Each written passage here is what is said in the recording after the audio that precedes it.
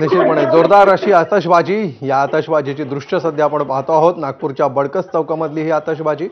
आणि यानंतर आता आपण जाऊया नाशिकला। नाशिकमध्ये देखील मोठ्या उत्साहामध्ये गणपती बाप्पांना निरोप दिला जातो आहे।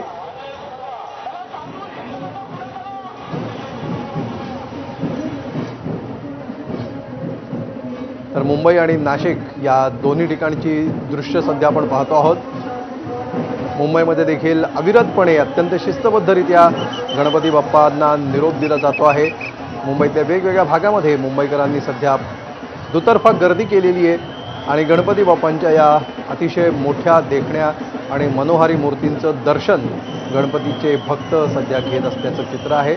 आणि सुनियोजित पद्धतीनं सध्या गिरगाव चौपाटी असेल, दादर चौपाटी असेल, जुहू चौपाटी असेल, या सर्व परिसरामध्ये सध्या पूर्ण शिस्तबद्ध पद्धतीने नियोजनानुसार सध्या गणपती बाप्पांच्या विसर्जन मिरवणुका सध्या पार पडत आहेत।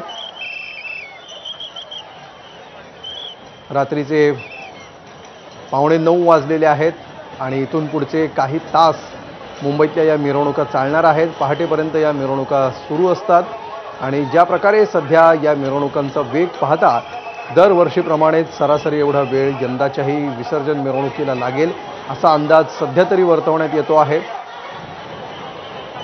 आणि मुंबईप्रमाणेच महाराष्ट्रातल्या इतर शहरांमध्ये सुद्धा मिरवणुकांची वेळ गेल्या